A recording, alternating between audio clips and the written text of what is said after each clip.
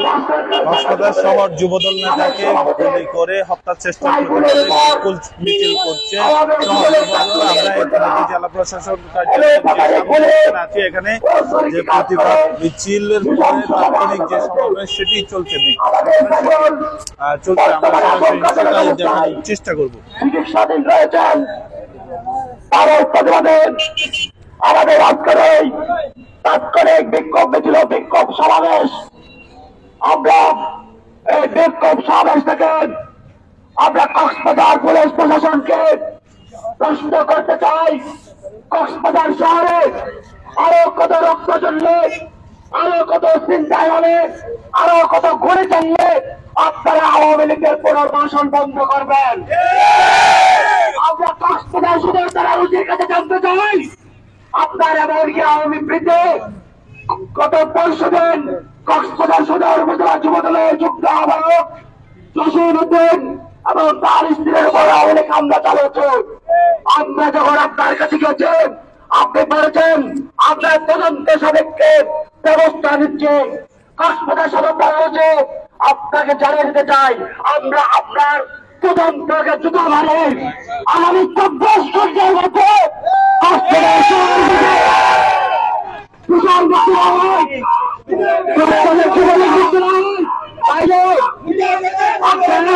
Cox's Bazar police প্রধান যদি বলেন আমরা পারবো না, তাহলে সেই দায়িত্ব কক্সবাজারের 20 পরিবারের 50 সদস্যরা নেবে। কত আওয়ামী লীগ আছে সবার করে ইচ্ছা আমরা করে দেব। পুলিশের বন্দুক, বিহারের বন্দুক, শেখ হাসিনার আওয়ামী ছাত্রের যুবলীগের বন্দুকের দলকে আমরা ভয় করি নাই। এখন আপনাদের আমরা সেই যুবদল আমরা সেই বলবো যারা 5 আগস্ট পরবর্তী এই কক্সবাজার থানাকে কক্সবাজার থানার ভিতরে অবৈধ পুলিশদেরকে আমরা অবস্থায় বের করে নিয়েছিলাম, ছাত্র জনতা রুশন থেকে আমরা তাদেরকে বাঁচিয়েছিলাম। তার প্রতিকারে আজকে দিনের পর দিন আমাদের এখানে আওয়ামী লীগরা পীর চক্র ঘুরতেছে, আমাদের বাজে রক্ত ঝরতেছে। আমাদের আমরা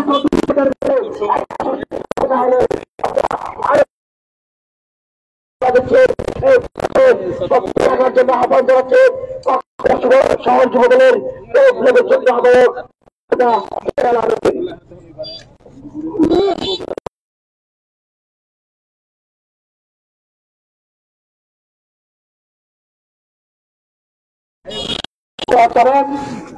কক্সবাজার বাস টার্মিনাল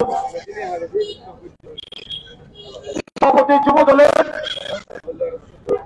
সাইফুল ইসলাম তার কর্মস্থল থেকে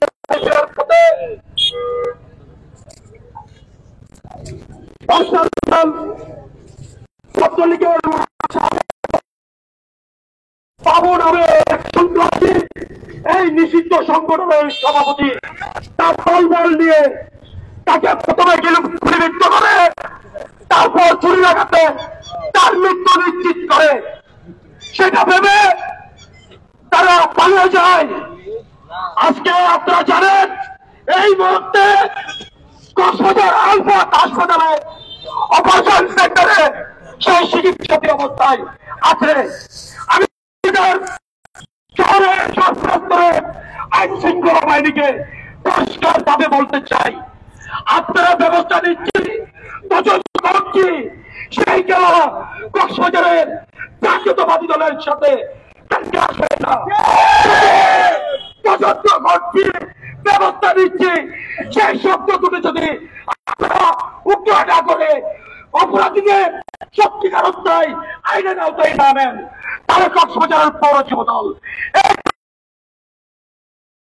অচল করে এই দৃষ্টান্তগুলো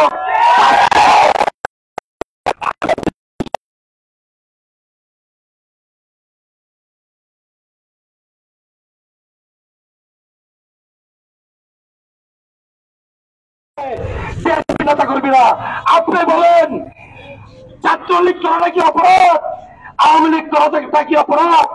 আপনি কি ভাই কক্সবাজারের মরণতারাই এই কক্সবাজারের মরণতারাই আওয়ামী লীগের এজেন্ডা বাস্তবায়ন করতে এসেছেন, নাকি ছাত্র জনতার বিপ্লবী সরকারের আমলে কক্সবাজারের সর্বস্তরের জনগণের নিরাপত্তা নিশ্চিত করতে এসেছেন।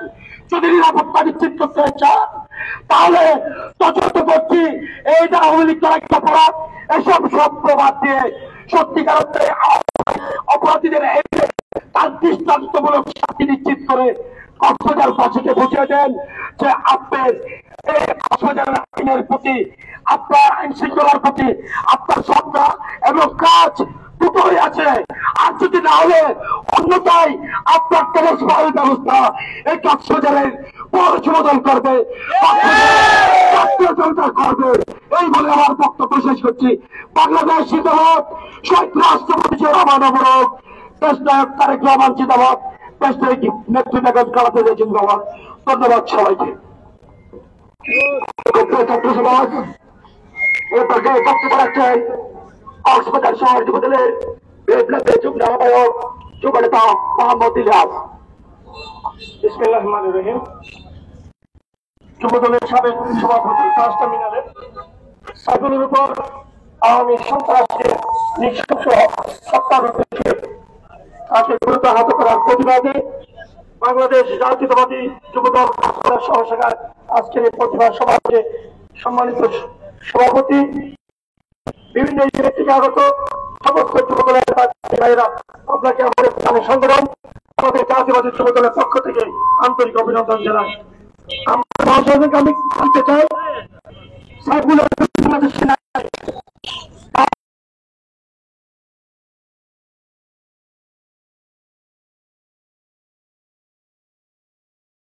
কক্সবাজারের সুযোগ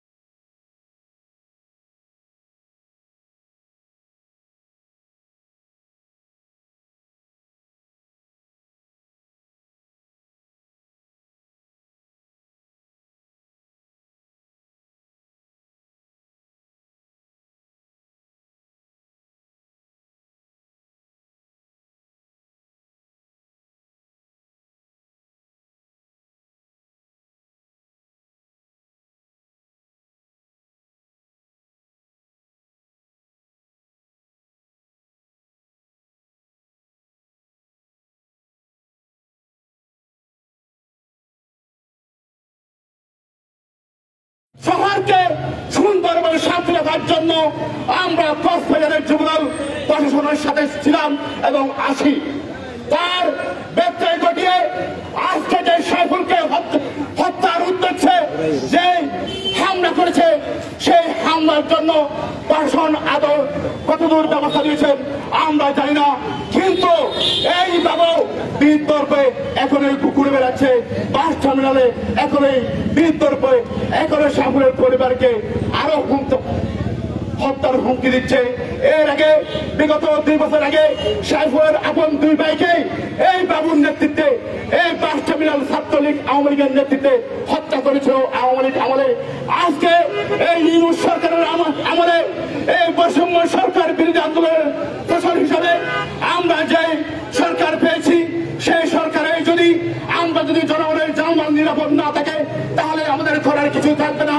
সামনের আজকের এই তাৎক্ষণিক প্রতিবাদ সভা থেকে আমরা মেসেজ দিতে এসেছি, আগামী 24 ঘন্টার মধ্যে সাইফুলের হামলাকারীদের গ্রেপ্তার করুন, না হলে আগামী কর্মসূচি ঘোষণা করা হবে। আগামী বৃহত্তর কর্মসূচিতে কক্সবাজার শহর যুবদল কক্সবাজারের আবহাওয়া জনসাধারণকে নিয়ে বৃহত্তর আন্দোলন সংগ্রাম করবে, আন্দোলনের কর্মসূচি ঘোষণা করবে।